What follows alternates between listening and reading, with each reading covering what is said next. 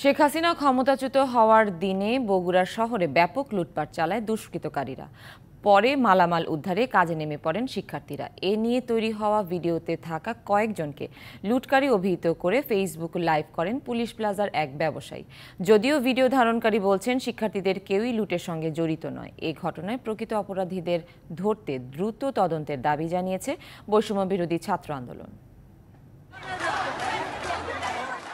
প্রবল গণ আন্দোলনের মুখে 5 আগস্ট ক্ষমতাচ্যুত হয়ে দেশ ছাড়েন শেখ হাসিনা। ওই দিন বগুড়া শহরের নবাববাড়ি রোডে শপিং মল পুলিশ প্লাজায় ব্যাপক ভাঙচুর ও লুটপাটের ঘটনা ঘটে। পরে লুট হওয়া জিনিসপত্র উদ্ধারে কাজ করেন শিক্ষার্থীরা। এ নিয়ে তৈরি ভিডিওতে কাপড় হাতে থাকা শিক্ষার্থীদের বিরুদ্ধে লুট করার অভিযোগ তুলে ফেসবুক লাইভ করেন সানভিজ বাই তনির মালিক রুবাইয়া ফাতেমা তুনি। সে তোমার ছোট্ট করে চুরির ভিডিও সহ ওই ফেসবুক লাইভের কারণে সামাজিকভাবে হেনস্থার শিকার হয়ে মানসিকভাবে ভেঙে পড়েছেন শিক্ষার্থীরা। ক্ষমা চাক বা ক্ষমাসুর কোনো একটা ভিডিও বানাক, এতটুকুই। হ্যাঁ, আমিও ছিলাম ওর সাথে, আমার ছবি ভাইরাল হয়েছে।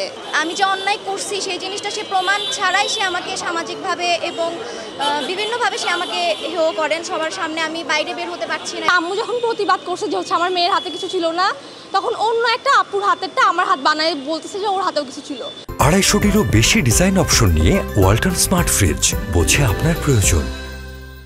তনি যে ভিডিওর ভিত্তিতে অভিযোগ তোলেন, সেই ভিডিও ধারণকারী বলছেন হাতে কাপড় থাকা শিক্ষার্থীরা লুটের সাথে জড়িত নয়।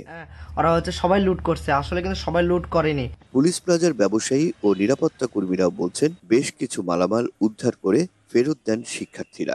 সবাই রড টড শাবল দিয়ে ভাঙতিছে আমার দোকান। ছাত্রছাত্রী কেউ ছিল না, ছাত্ররাই কিছু উদ্ধার করছে মাল। জেনুইন যারা স্টুডেন্ট তাদের ভূমিকা খুব ভালো ছিল। তারা সবাই আমাদের সাথে ব্যারিকেড দিয়ে, হাত ধরা ব্যারিকেড দিয়ে মালামালগুলো রক্ষা করছে। প্রথম চান্সে যেগুলো নিয়ে গেছে সেগুলো তো নিয়েই গেছে। পরে যে ভূমিকাটা পালন করা হয়েছে খুব ভালো ভূমিকা পালন করেছে স্টুডেন্ট। আন্দোলনকারীরা বলছেন অপরাধ প্রমাণের আগেই শিক্ষার্থীদের নিয়ে বিদ্বেষ ছড়ানো উচিত হয়নি। কাটপিস ভিডিও দেখে কাউকে যদি চোর, বাটপার বা ইত্যাদি এগুলো বলে যদি অপমান করার চেষ্টা করে, আমার কাছে মনে হয় যে এটা তার আসলে বিকৃত মানসিকতার পরিচায়ক। দুর্বৃত্তদের তাণ্ডবে বগুড়ায় কেবল পুলিশ প্লাজাতেই ক্ষয়ক্ষতির পরিমাণ 50 কোটি টাকার বেশি বলে জানান ব্যবসায়ীরা। Rakib Jewel, DBC news, Bogura.